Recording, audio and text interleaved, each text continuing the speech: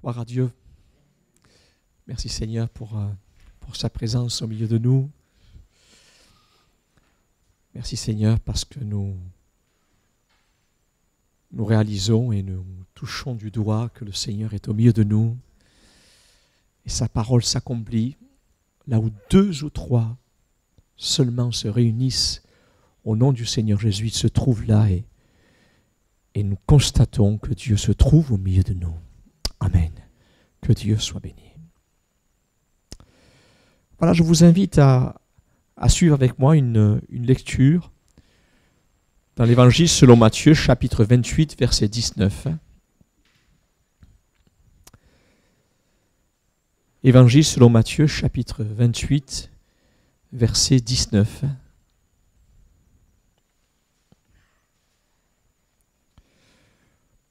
Nous allons nous rappeler, vous comme moi, ce que Dieu a fait de nous.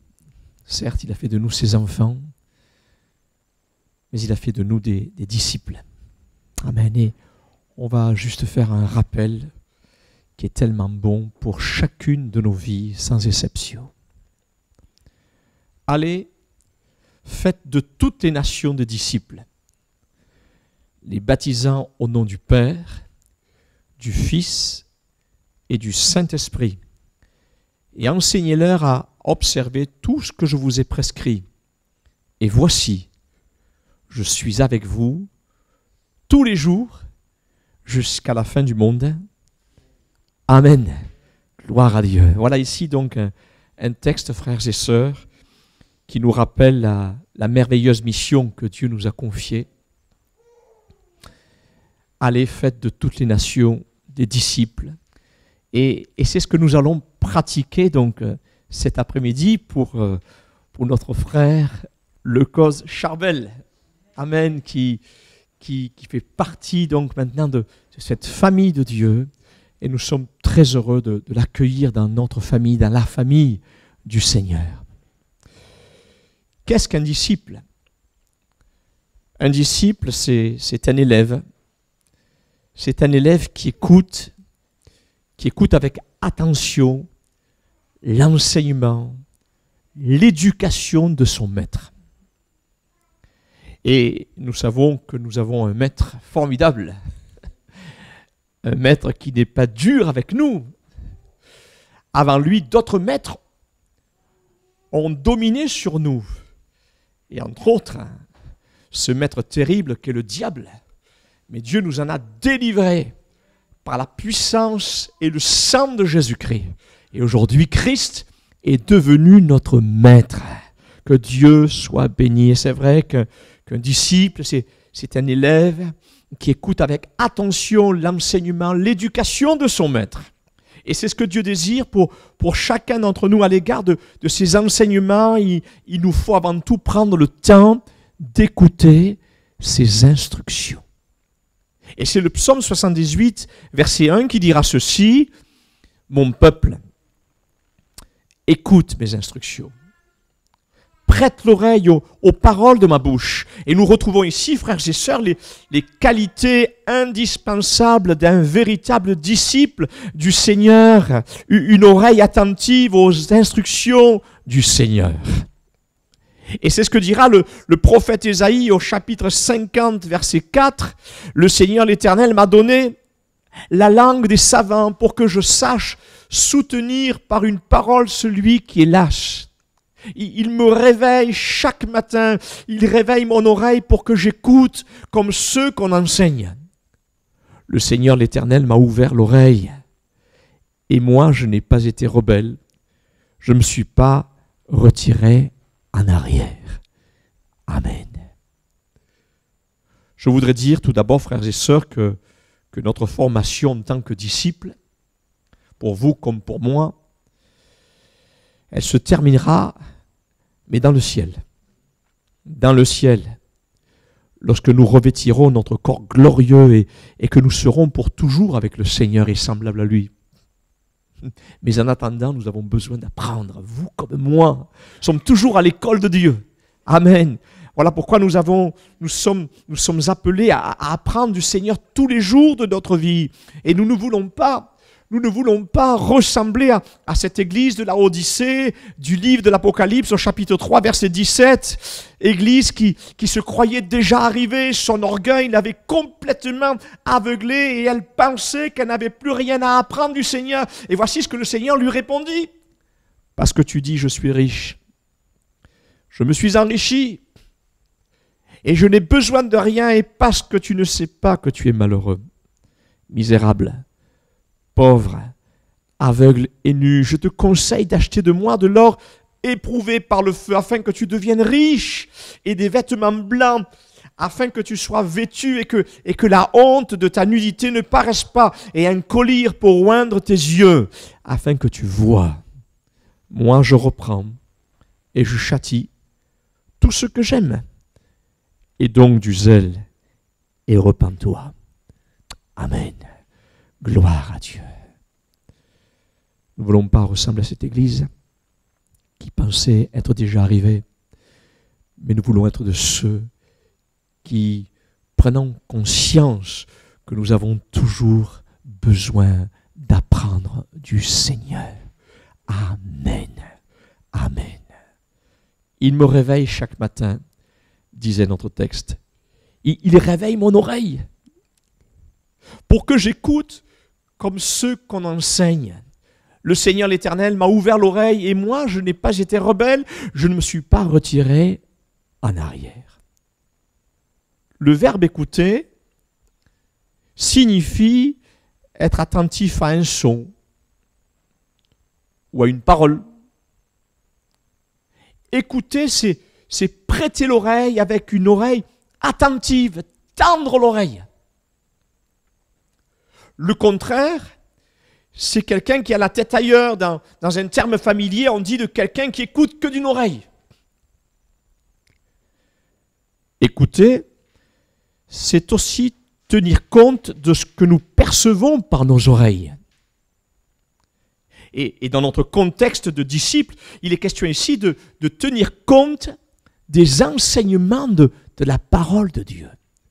C'est-à-dire qu'il nous faut boire les paroles de notre Dieu. Amen.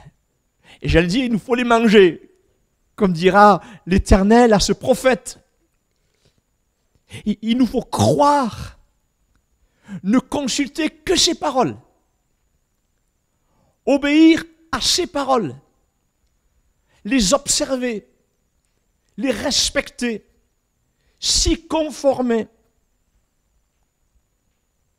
Le contraire de quelqu'un qui n'écoute pas, c'est quelqu'un qui désobéit, qui néglige et se révolte contre la parole et les enseignements de notre Dieu. Et c'est ce qui est dit d'Israël, peuple au cou raide, et dont Dieu dira de lui ces paroles au sujet de leurs oreilles indociles. Dans le livre de Zacharie au chapitre 7, verset 8, la parole de l'Éternel fut adressée à Zacharie en ces mots: ainsi parlait l'Éternel des armées, rendez véritablement la justice et ayez l'un pour l'autre de la bonté et de la miséricorde. N'opprimez pas la veuve et l'orphelin, l'étranger et le pauvre, et ne méditez pas l'un contre l'autre le mal dans vos cœurs. Mais ils refusèrent d'être attentifs. Ils eurent l'épaule rebelle et ils endurcirent leurs oreilles pour ne pas entendre. Ils rendirent leur cœur dur comme le diamant pour ne pas écouter la loi et les paroles que l'Éternel des armées leur adressait par son esprit, par les premiers prophètes. Ainsi l'Éternel des armées s'enflamma d'une grande colère. Quand il appelait, ils n'ont pas écouté. Aussi n'ai-je pas écouté quand ils ont appelé, dit l'Éternel des armées. Oh, que Dieu nous garde. Que Dieu nous garde et que nous nous gardions nous-mêmes par le Saint-Esprit d'un tel cœur et d'une telle oreille indocile et rebelle, afin que chaque matin, le Seigneur, l'Éternel, éveille notre oreille pour que nous écoutions comme écoutent des disciples. Amen. Gloire à Dieu.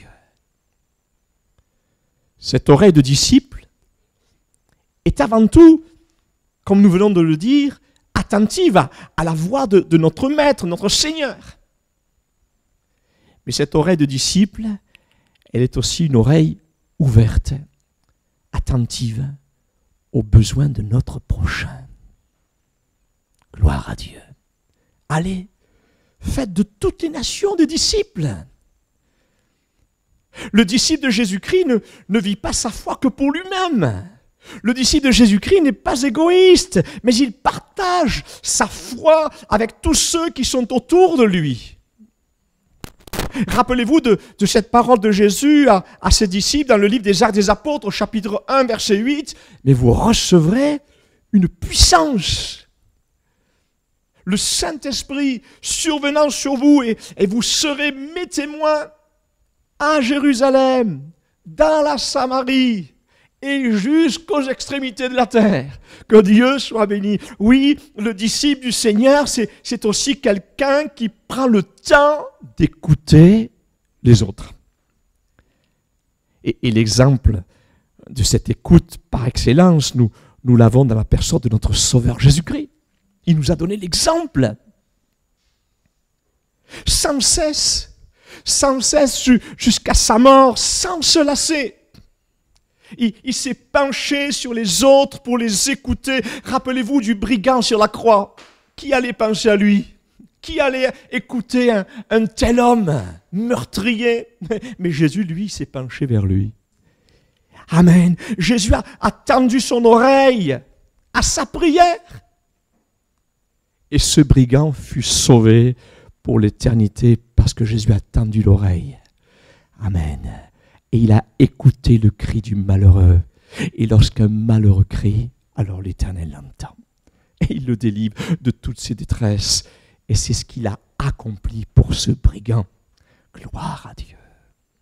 Soyons de ceux qui prennent soin des autres. Dans l'amour du Seigneur. En commençant déjà envers nos frères et sœurs dans le Seigneur. Envers nos familles respectives. Car si quelqu'un, comme dira la première lettre à Timothée, chapitre 5, verset 8, ne prend pas soin de sa parenté et surtout des membres de sa propre famille, il a trahi sa foi, il est pire qu'un incroyant. Oui, l'Éternel réveille. Oui, matin après matin, il réveille mon oreille pour que je prenne soin de mon prochain. Et c'est ce que nous allons encore pratiquer cet après-midi envers tous ceux qui sont dans le besoin, qui viendront parmi nous. Gloire à Dieu. Le Seigneur l'Éternel m'a donné une langue exercée pour que je sache soutenir par la parole celui qui est abattu. Il éveille chaque matin, il éveille mon oreille pour que j'écoute comme écoutent tes disciples. Et cette bonne oreille du disciple est indispensable pour grandir dans la foi. Quand nous connaissons ce verset d'Écriture par cœur, la foi vient de ce que l'on entend. Et ce que l'on entend vient de la parole de Dieu. Alors, certes, si tu as une bonne oreille, tu vas grandir dans la foi. Amen. Gloire à Dieu. Oui, frères et sœurs, la parole de Dieu est celle qui nous communique la foi lorsque nous écoutons cette parole avec une oreille de disciple. Mais cette parole de Dieu est celle aussi qui communique l'unité dans le corps de Christ. L'on parle beaucoup d'amour et d'unité dans l'ensemble du peuple de Dieu. Je parle ici pour l'Église universelle. Mais comment se fait-il qu'il y ait toujours des mésententes,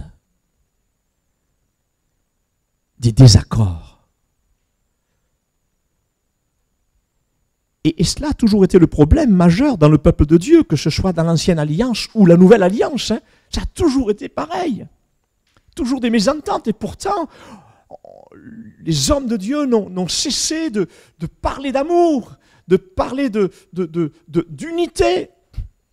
Mais comment se fait-il qu'il y ait toujours des mésententes et des désaccords? Le problème, c'est que certains croyants ou certains dirigeants ne sont pas toujours restés fidèles à l'enseignement authentique de la parole de notre Dieu. Et à cause de cela, l'unité du peuple de Dieu a rencontré de tout temps des problèmes de désaccord de tout genre. Et chacun se défend par toutes sortes d'arguments et d'opinions purement humaines.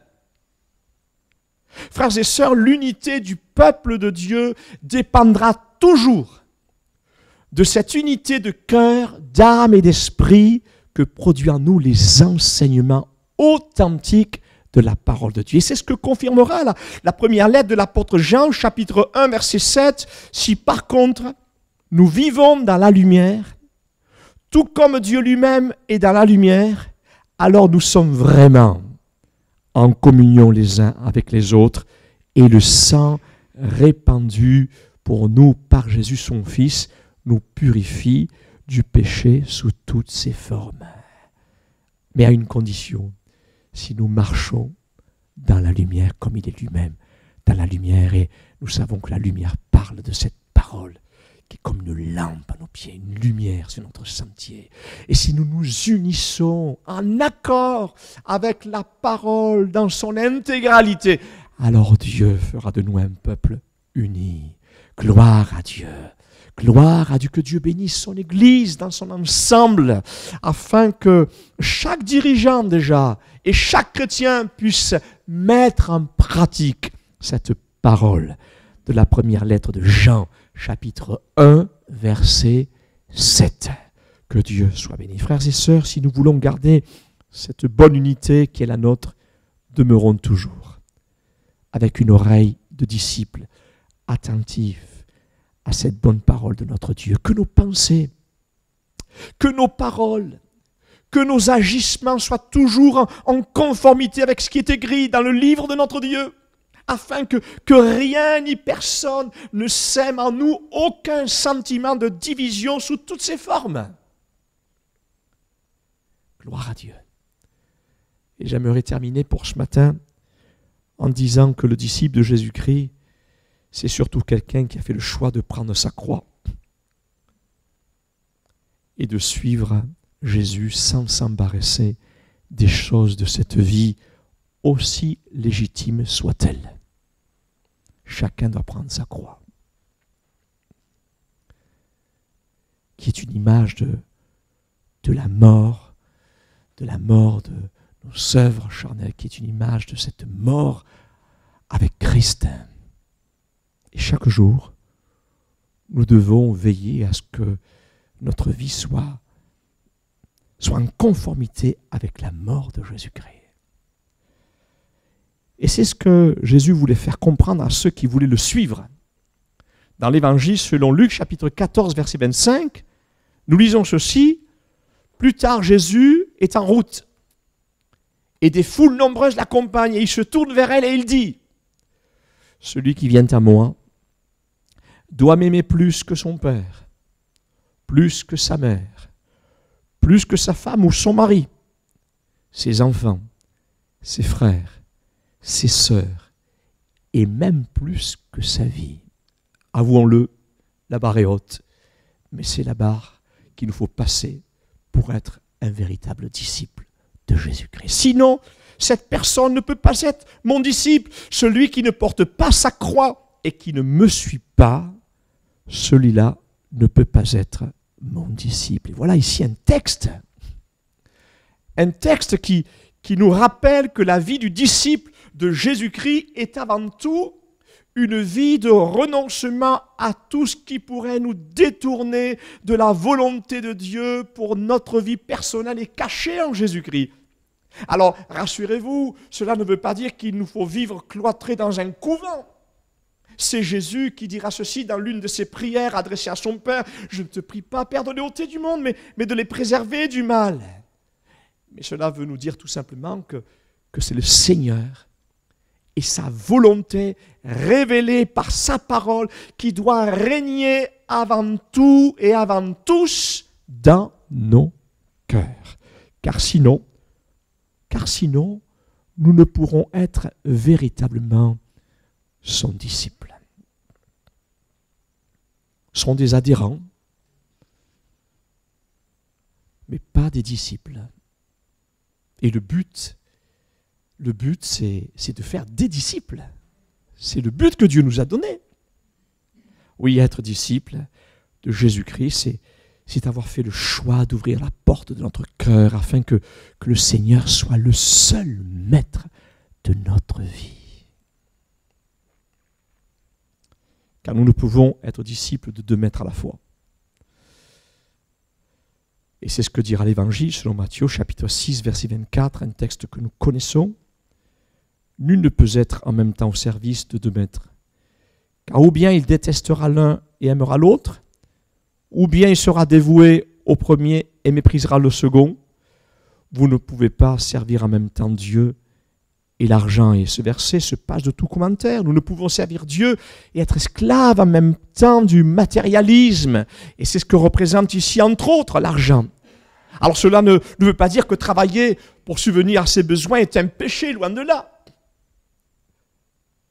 Mais de là à être esclave du souci et des inquiétudes que nous procure l'argent risquerait pour nous de nous éloigner de la foi en Dieu.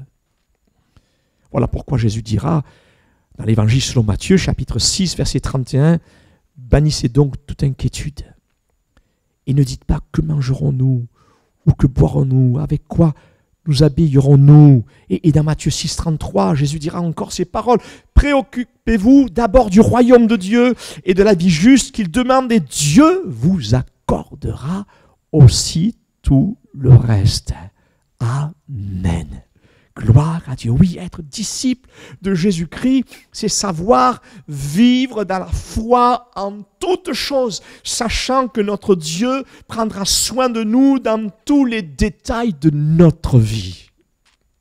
Voyez-vous, devenir disciple de Jésus-Christ ne veut pas dire qu'il n'y aura plus de problèmes dans notre vie. C'est pas vrai. Charbel, attends-toi à des problèmes. Hein? Ben oui, hein, je te le dis d'avance. Mais le Seigneur sera toujours avec toi. Gloire à Dieu, il sera toujours avec nous. C'est l'Évangile selon Jean, chapitre 15, verset 20, qui dira « Souvenez-vous de la parole que je vous ai dite, le serviteur ou le disciple n'est pas plus grand que son maître. » S'ils m'ont persécuté, ils vous persécuteront. S'ils ont gardé ma parole, alors ils la garderont aussi. Mais Jésus nous a promis qu'au milieu même des tempêtes de cette vie, il sera avec nous pour nous délivrer et nous sauver. Amen. Amen. Et c'est ce qui se passa pour les disciples de Jésus. Rappelez-vous lesquels furent surpris dans une violente tempête. Et dans l'Évangile, selon Marc, chapitre 4, verset 38, les disciples vont dire à Jésus, « Maître, ne t'inquiètes-tu pas de ce que nous périssons ?» Et c'est ce qui nous arrive bien souvent, à nous aussi, disciples de Jésus-Christ, pensant que nous sommes seuls dans certains problèmes, sommes seuls dans certaines tribulations. Mais soyez rassurés, le Seigneur est avec toi. Il est avec toi. Il ne t'oublie pas, le Seigneur. Les hommes peuvent t'oublier, mais Dieu ne t'oubliera jamais. Il ne t'oubliera jamais. Et de la même manière que Jésus calma la tempête dans laquelle les disciples se trouvaient, ainsi il calmera toutes les tempêtes qui surviendront contre toi. Amen. C'est formidable d'être disciple du Seigneur. C'est formidable alors que Dieu nous aide, vous comme moi, à nous maintenir dans cette position de disciple de Jésus-Christ par la puissance du Saint-Esprit. Amen. Seigneur, merci pour ces quelques mots, ces quelques rappels. Merci parce que tu as fait de nous tes enfants, tu as fait de nous tes serviteurs, tes servantes, tu as fait de nous tes disciples. Merci Seigneur. Merci parce que tu es bon pour nous, Seigneur. Merci parce que c'est toi qui nous formes, c'est toi qui nous éduques, Seigneur. Et nous voulons nous laisser former par toi. Nous voulons nous laisser éduquer comme un bon élève avec son maître. Mon Dieu, pardonne toutes les fois où nous avons été rebelles, c'est mon Dieu. Pardonne toutes les fois où nous n'avons pas suivi ton éducation, c'est mon Dieu. Oh, où nous avons regimbé contre tes corrections. Pardonne-nous, Seigneur mon Dieu. Ah, merci, c'est mon Dieu, et donne-nous d'aller de l'avant avec toi, Seigneur. C'est toi qui nous fortifie, c'est toi qui nous donne la capacité nécessaire, c'est toi-même qui crée en nous le vouloir et le faire. Merci Jésus. Amen.